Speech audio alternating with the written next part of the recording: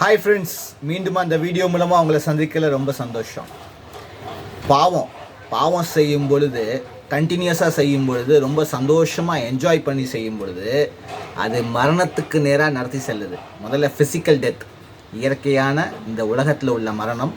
அதுக்கு முன்பாக பார்த்திங்கன்னா ஆவிக்குரிய வாழ்க்கையில் மரணம், தேவனை விட்டு ஒரு பிரிவு. பாவம் செய்யும்போது கடவுளை விட்டு நம்ம பிரிஞ்சிடறோம், சரியா? ஆனால் கடவுளுக்கு கீழ்ப்படியும் பொழுது ஒவ்வொரு ஆப்பர்ச்சுனிட்டிலையும், ஒவ்வொரு தருணத்துலையும், ஒவ்வொரு வாய்ப்புலையும் நீங்கள் பாவத்துக்கு நோ சொல்லிட்டு கடவுளுக்கு கீழ்ப்படியும் பொழுது அது உங்களை நித்தியத்துக்கு நேராக நடத்திட்டு போகுது. ஆவிக்குரிய வாழ்க்கையில் நல்ல முதிர்ச்சியும் அடைஞ்சிட்டு வரீங்க, ஸ்ட்ரென்த்தாக பலவான் மாதிரி மாறுறீங்க. இது உங்கள் கையில் தான் இருக்குது. ஸோ நெக்ஸ்ட் டைம் டெம்டேஷன் வரும்போது ஒரு தூண்டுதல் உள்ளான மனுஷன்லையோ வெளிப்பிரகாரமான சரீரத்திலையோ பாவம் செய்யணும் அப்படின்ற ஒரு தூண்டுதல், பாவ சிந்தனைகள், பாவ செயல்கள், பாவ பேச்சுக்கள் இதெல்லாம் உங்களை ஆட்கொள்ள நினைக்கும் போது தைரியமாக நோ சொல்லுங்க. அப்படி நீங்கள் நோ சொல்லாமல் பாவம் செஞ்சிட்டிங்கன்னா உடனடியாக இம்மீடியட்டாக அந்த உணர்வு வரும்பொழுது, கில்ட்டு அந்த உணர்வு வரும்பொழுது, பாவ உணர்வு வரும்பொழுது மனஸ்தாபப்பட்டு மனம் திரும்பி கடவுளிடத்தில் மன்னிப்பு கேட்டு கடவுளோட இணைஞ்சிருங்க.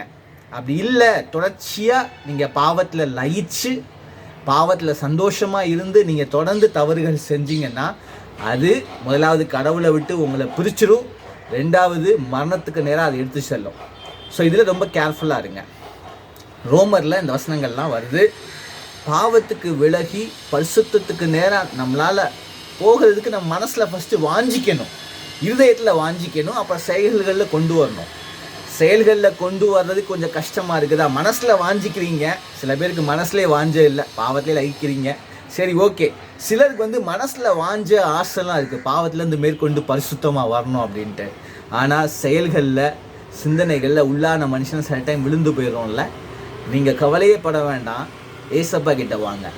பரிசுத்த ஆவியானவர் உங்களுக்குள்ளே இருக்கிறாரு. பரிசுத்த ஆவியானவர் உங்களுக்கு கிருபைகளையும் நன்மைகளையும் இரக்கங்களையும் கொடுப்பாரு. ஏசப்பா உங்களுக்கு கண்டிப்பாக ஹெல்ப் பண்ணுவார். ஸோ நெக்ஸ்ட் டைம் நீங்கள் சோதிக்கப்படும் பொழுது ஏசப்பாவை நினச்சி ஆவியானவர்கிட்ட நீங்கள் ப்ரே பண்ணும் பொழுது, ஜீசஸ்ட்டை ப்ரே பண்ணும் பொழுது கண்டிப்பாக உங்களுக்கு வெற்றி நிச்சயம். God bless you. பபாய்.